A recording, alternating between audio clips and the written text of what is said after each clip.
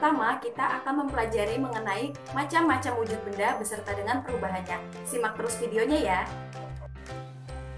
Wujud benda.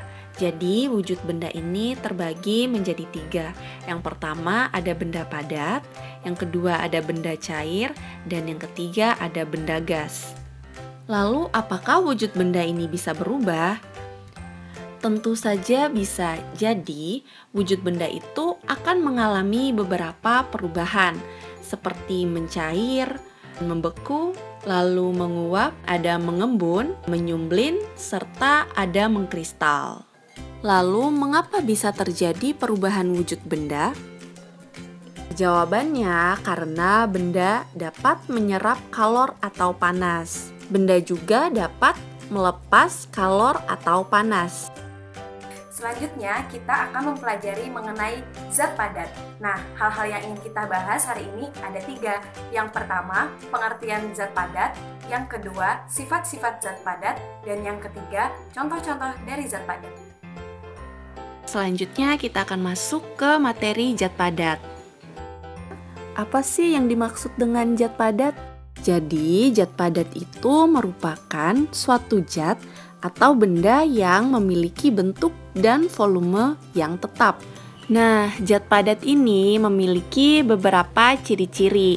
Yang pertama, susunan partikelnya rapat dan teratur. Kemudian yang kedua, gaya tarik-menarik antar partikel sangat kuat. Kemudian yang ketiga, gerak antar partikel bergetar saja sehingga sangat terbatas. Ada beberapa contoh-contoh zat padat yang sering kita temui dalam kehidupan kita sehari-hari. Yang pertama ada kursi, kemudian ada meja, ada lampu, kemudian ada jam dinding, serta ada vas bunga. Itulah beberapa contohnya. Nah, selanjutnya kita akan membahas tentang zat cair.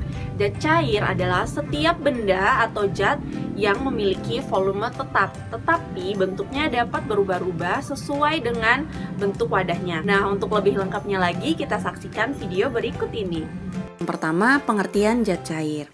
Zat cair digambarkan sebagai jalir atau fluida. Jalir adalah zat dengan molekul-molekul yang bergerak bebas saling melewati, sehingga jalir menyesuaikan bentuk wadahnya. Zat cair memiliki volume tetap, tetapi bentuknya akan berubah-ubah sesuai dengan yang ditempatinya. Selanjutnya adalah sifat partikel yang dimiliki oleh zat cair. Yang pertama, letaknya berdekatan. Kemudian susunannya tidak teratur dan pergerakan molekulnya agak bebas. Nah, selanjutnya adalah sifat-sifat yang terdapat di dalam zat cair.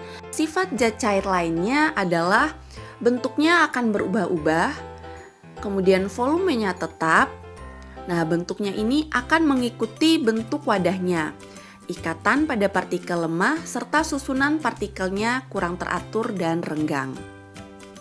Beberapa contohnya ada air, kemudian ada susu, kemudian ada darah, dan ada madu. Di sini saya ingin menjelaskan mengenai materi zat gas. Apa itu zat gas?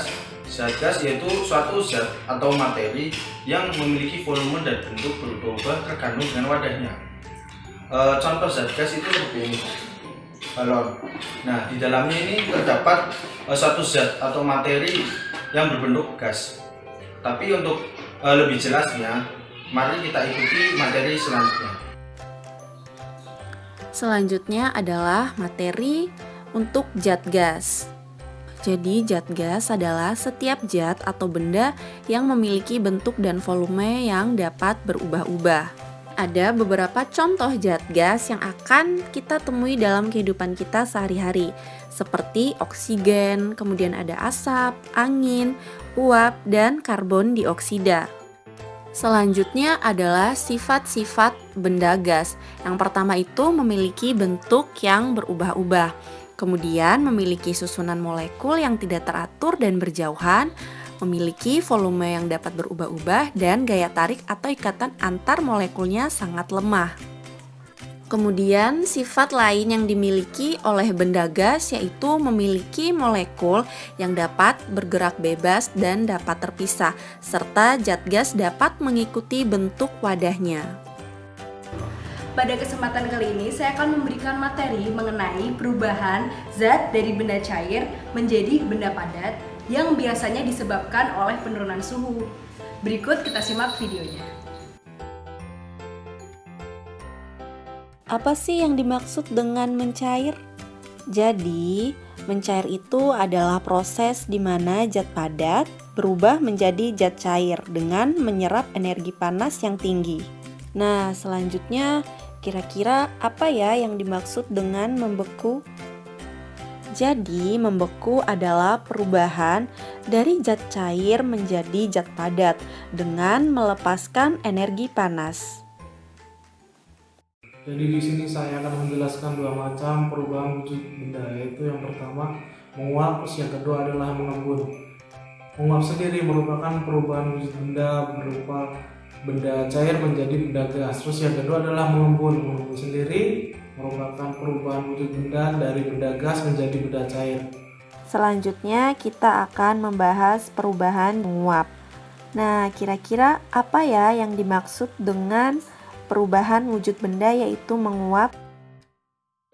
Menguap adalah proses perubahan wujud benda dari air menjadi gas.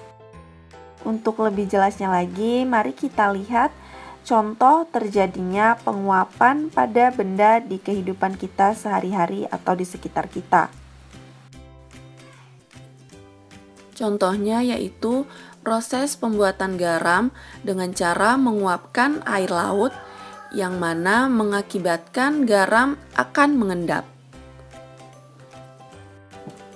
Selanjutnya adalah perubahan wujud zat yaitu mengembun. Jadi mengembun adalah suatu peristiwa perubahan wujud zat atau benda ke wujud yang sifatnya lebih padat, seperti perubahan gas atau uap menjadi suatu cairan. Nah, untuk lebih jelasnya lagi, mari kita lihat contoh proses pengembunan yang sering kita jumpai di kehidupan kita sehari-hari. Contohnya yaitu titik-titik air atau embun di dedaunan pada pagi hari. Nah, selanjutnya kita akan membahas tentang menyublim dan mengkristal. Apa sih menyublim dan mengkristal itu? Dan bagaimana proses perubahan dari menyublim dan mengkristal? Yuk, simak video selanjutnya. Jadi, yang dimaksud dengan menyublim adalah suatu perubahan wujud zat dari padat menjadi gas, di mana dalam peristiwa ini zat membutuhkan energi panas untuk berubah menjadi gas. Ada beberapa contoh, yaitu kapur barus yang diletakkan di dalam lemari pengharum yang lama-kelamaan akan habis terkena udara.